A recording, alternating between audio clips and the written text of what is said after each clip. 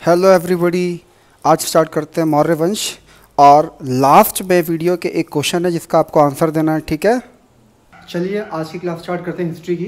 देखिए क्या है, मौर्य वंश की स्थापना चंद्रगुप्त मौर्य ने की थी। जो मौर्य वंश है इसकी स्थापना चंद्रगुप्त मौर्य ने की थी।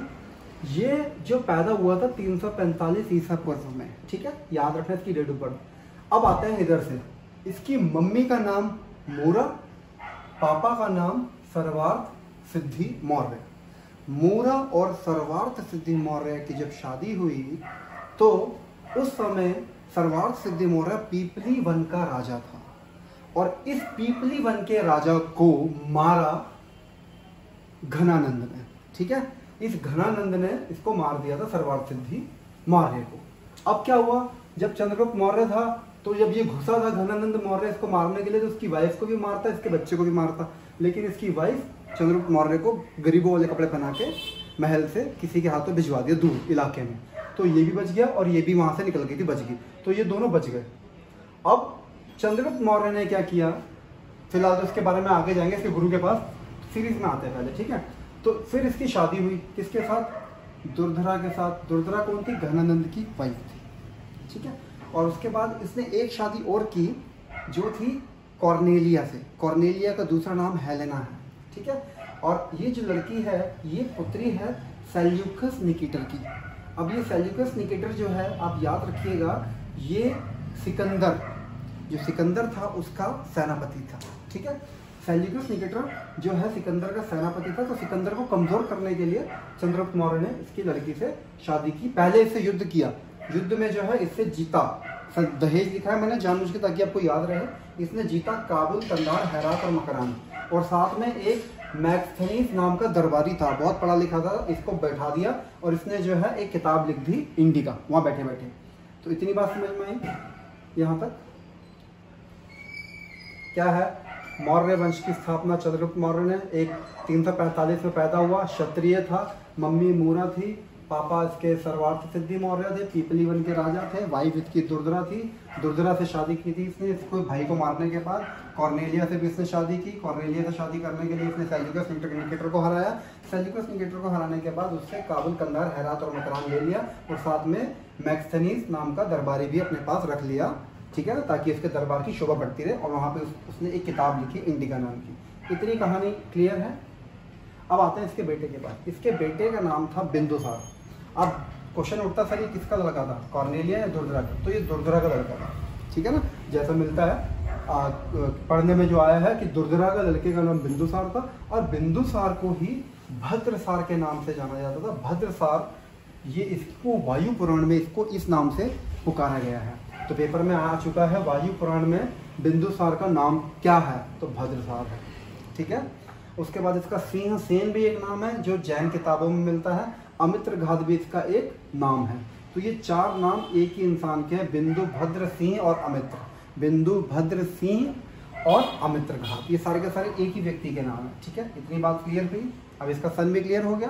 पहले इसकी मम्मी क्लियर हुई, फादर क्लियर हुए, दोनों की शादी हुई, वाइफ क्लियर हुई, वाइफ दो थी, एक से शादी करी भाई को मारने के बाद, और दूसरे में इसने सिकंदर को कमजोर करने के लिए इसके निकेटर को, इसके सेनापति को हरा दिया, दहेज में ये बंदा ले लिया और ये सारी की सारी जगह ले ली। और फिर उसके बाद इसका एक पुत्र हुआ दुर्धरा से, उसका नाम बिंदुसार, भद्रसार, सिंहसेन और अमित्र घात था। और ये अमित्र घात था और ये नाम इसे कहाँ से मिले, ये यहाँ से मिले, ठीक है। अब उसके बाद क्या हुआ भाई साहब, ये भी याद कर लो कि ये जो मरा था ये 298 में मर गया था। इसकी जो डेथ हुई थी 298 ईस्वी पूर्व में हो गई थी।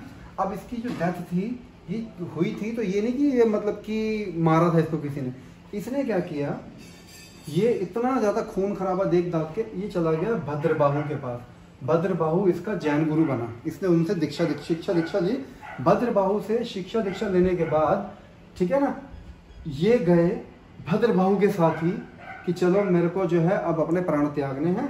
तो श्रवण बेलगोला नामक जगह कर्नाटक में पड़ती है, वहां गए और वहां पे जिस पहाड़ी पर इन्होंने अपने प्राण त्यागे उस पहाड़ी का नाम चंद्रगिरी, चंद्रगुप्त मौर्य नाम था तो चंद्र से चंद्रगिरी नाम इसका रख दिया गया उस पहाड़ी का।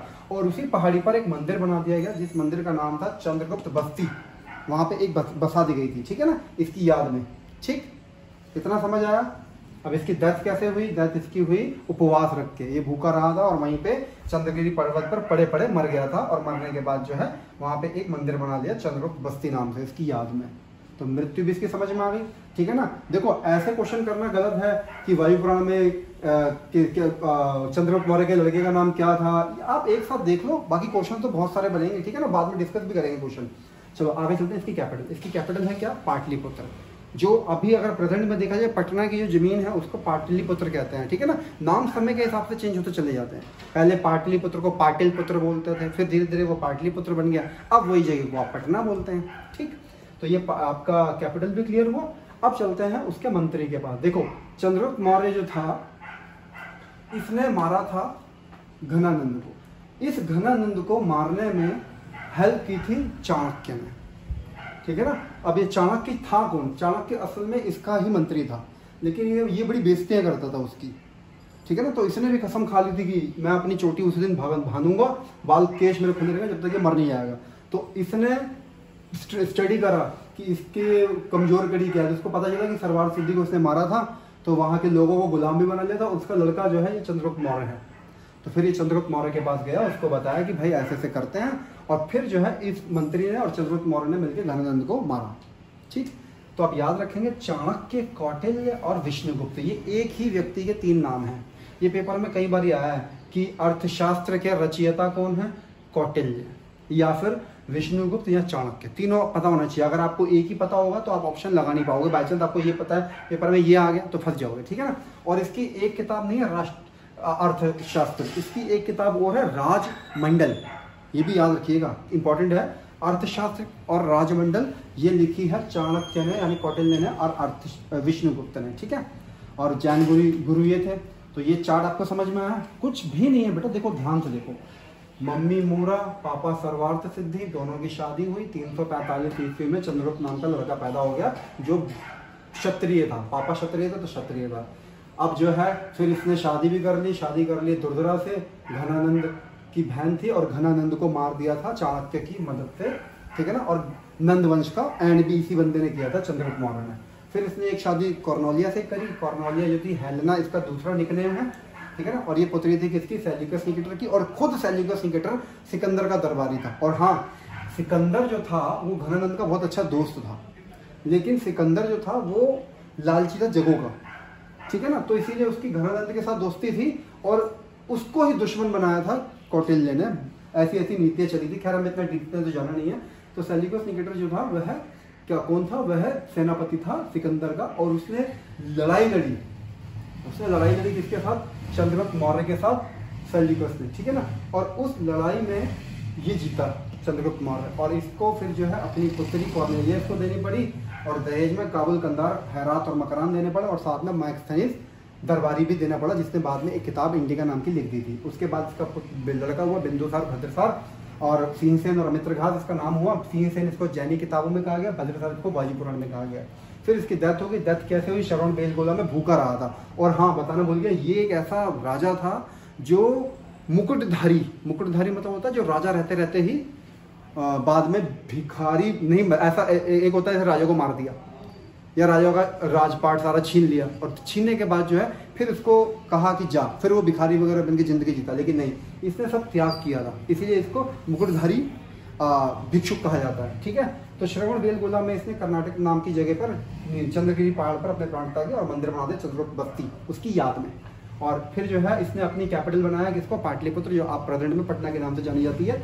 और फिर इसका मंत्री ये था, ये किताबें थी, और इसका जैन गुरु ये था, ठीक है। तो ये हो गया आपका चंद्रगुप्त मौर्य के बारे में, ठीक है। अब जो चंद्रगुप्त मौर्य था, इसकी जब सेल्यूकस निकेटर से लड़ाई हुई थी, तो इस लड़ाई को देख के वर्णन कर रहा था कौन? एप्पियानस। आप निकनेम याद कर लो, एप्पी, ठीक है ना। चंद्रगुप्त मौर्य और सेल्यूकस निकेटर। अब सेल्यूकस निकेटर के बारे में आप जानते हो ना, ये है क्या? सेनापति।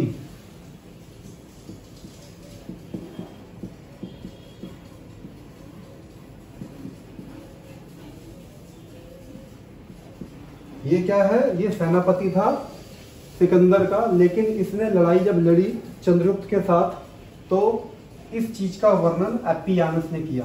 कि हाँ ऐसे ऐसे लड़ाई हुई थी। और प्लूटार्क ने भी एक छोटी सी बात बोल दी कि भाई साहब 500 हाथी गिफ्ट किए गए हैं सेल्यूकस निकेटर को, इसने ये ही जीता और इसी ने गिफ्ट भी दिया, लेकिन इसने भी दिया था तो आपको बता चुका हूं मैं, ठीक है। अब एक सौराष्ट्र जगह है, 100 इलाकों को मिला के एक जगह बनी है सौराष्ट्र, तो इसको जीता चंद्रगुप्त मौर्य ने। इसको जीता किसने? चंद्रगुप्त मौर्य ने। तो इस बात का पता चलता है गिरनार अभिलेख से। गिरनार अभिलेख में लिखा होगा कि सौराष्ट्र नाम की जगह को जीता है किसने? चंद्रगुप्त मौर्य ने। तो ये भी आप समझ में आ गया, गिरनार अभिलेख, ठीक है, याद रखना। और इसके अंदर एक दरबारी बैठता था पुष्पगुप्त, इसके अंदर एक दरबारी बैठता था पुष्पगुप्त। अब ये पुष्पगुप्त यही बैठता था सौराष्ट्र में, इस बात का पता चलता है जूनागढ़ अभिलेख से। और जूनागढ़ अभिलेख से ही पता चलता है इस बंदे ने सुदर्शन झील का निर्माण किया था। ये भी याद रखना, सुदर्शन झील का निर्माण किसने किया था? पुष्पगुप्त ने किया था, ठीक है ना। समुद्रगुप्त वगैरह चंद्रगुप्त वगैरह नहीं ऑप्शन में होगा, लेकिन आपको याद रखना पुष्पगुप्त, ठीक है।